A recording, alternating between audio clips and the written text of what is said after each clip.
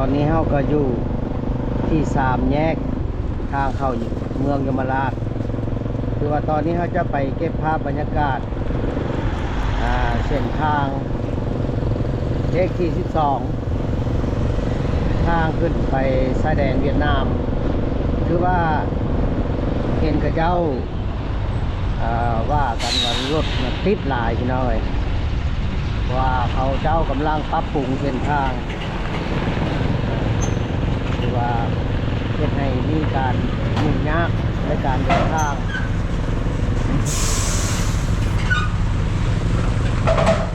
ผมที่เข้าจะไป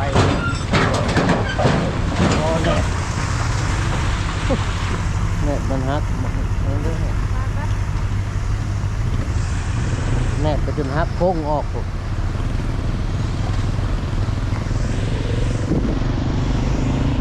แน่ฮักโค้งออกเลยพี่น้องเลยหลดกับความทางเป็นคุมเป็นบ่อตัวคุมซื่อๆก็ยังแนบฮักก้อยออกแล้ว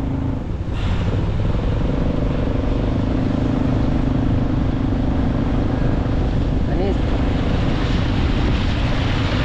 คือว่าต้นทางอยู่แม่นบ้านพลข้ามต้นมะระพุ่นล่ะจะขึ้นไปเก็บภาพบรรยากาศอยู่บนพระเจ้ากำลังปรับปรุงเส้นทางพระเจ้าแต่เดี๋ยวนี้ก็ยังรู้สึกว่ารถหลายแล้ว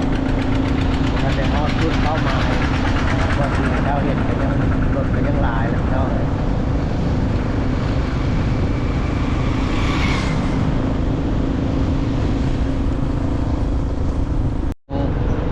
เขตเมืองยมราชก็ถือว่าเพิ่นจะเริ่มอยู่เขตบ้านดอนเปื่อยพี่น้อง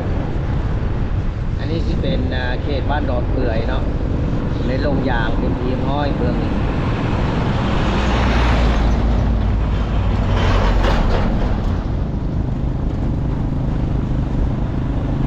ตัวลงแต่เบื้องเดียวยังเบื้องนั้นตัวเรียบเนียนบ่มีการกระตึกกระตักอีก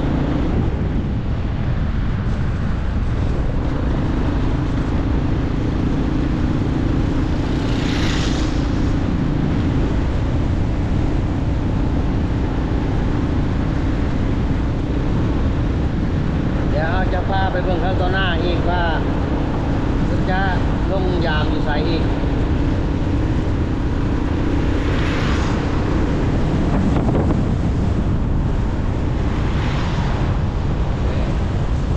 ลงมาวันนี้ชุดที่กันซึม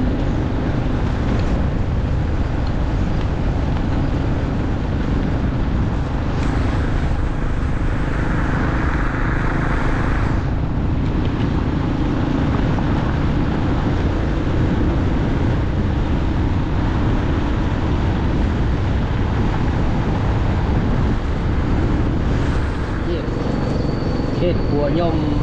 ที่ว่ามันย่างๆนี่ก็คือว่าพระเจ้าพูดขึ้นมาดีแล้วพี่น้องว่าเตรียมนี่จะเตรียมลงยางนะ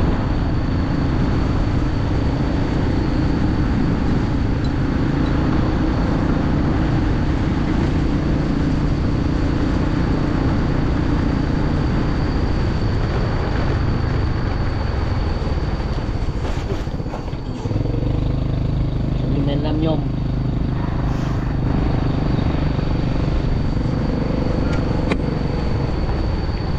ตัวบ่อนนี่บางที่เพิ่นอาจจะเห็ด2 เลนเพราะว่าจะเป็นทางโค้งเข้าหัว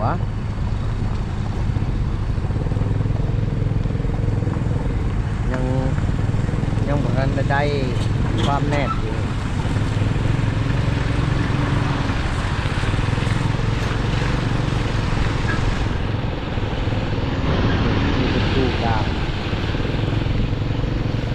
ู่กว้างอยู่đấy đâu ấy เ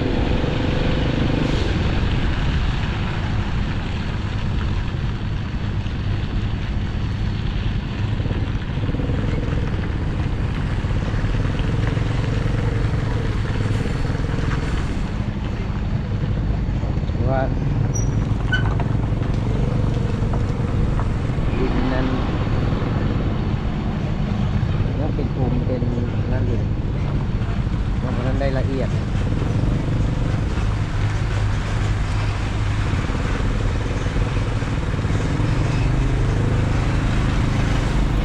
เจ้าเห็นอย่างไร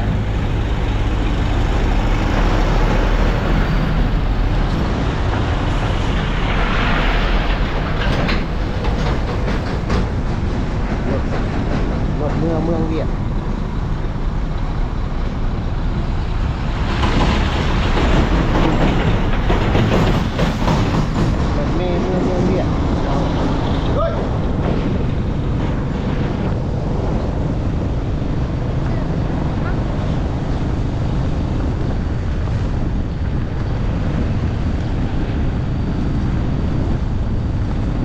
เป็นเขตบ้านภูเบา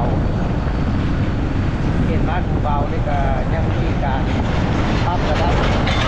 สร้างขึ้นมาอีก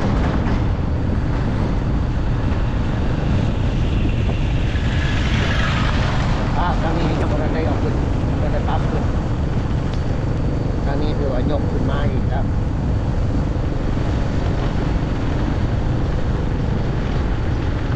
เดี๋ยวจะให้เบิ่งภาพแบบยาวๆเลยพี่น้องเลย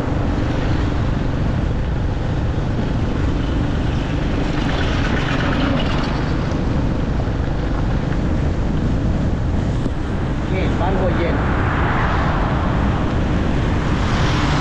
ตัวบ้านหัวเย็นนี่ยังบ่มีการปรับปรุงใดๆเนาะ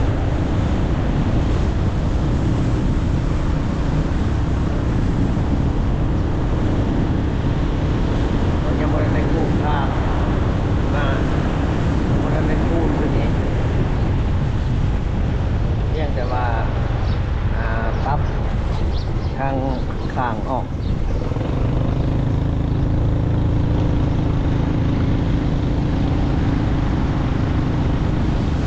เขตบ้านสะพานบ้านนาโซกว่ายังไม่ได้ทำระดับอีกแต่ขยายข้างออก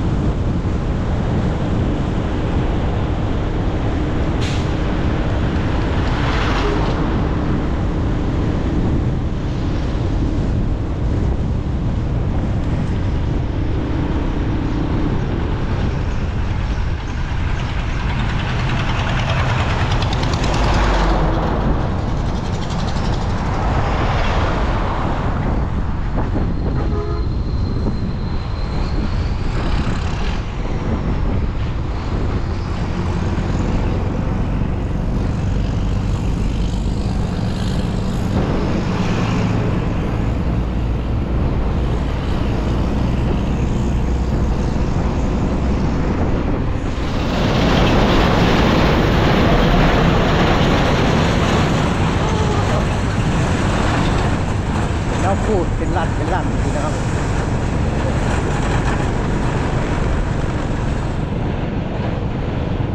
ปรุงน้องเลยเดี๋ยวปรับปรุงลายเห็นเป็นบ่อนที่เพิ่นยกระดับได้แล้วนี่เพียงแต่ล่อท่าการลงมือเทคอนกรีตหรือว่าลงยางอยู่นี่สูงพอแล้วแต่ก่อนนี่รถติดเขตนี้นี่ชื่อว่าลิง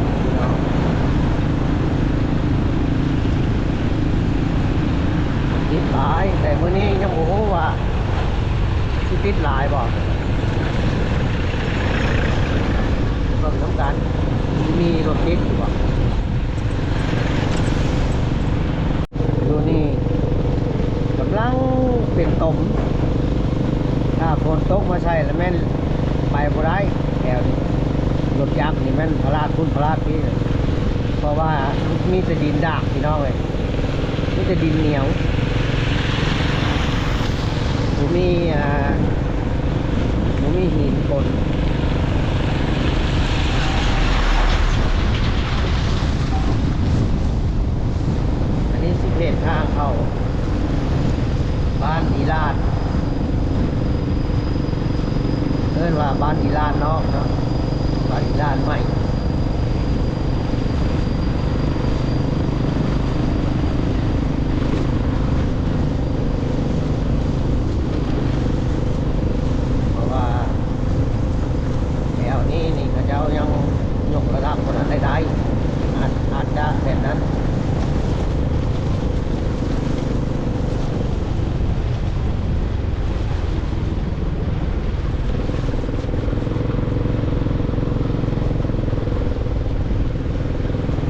แต่ฝนบ่ตกใส่มันแห้งๆนี่เลย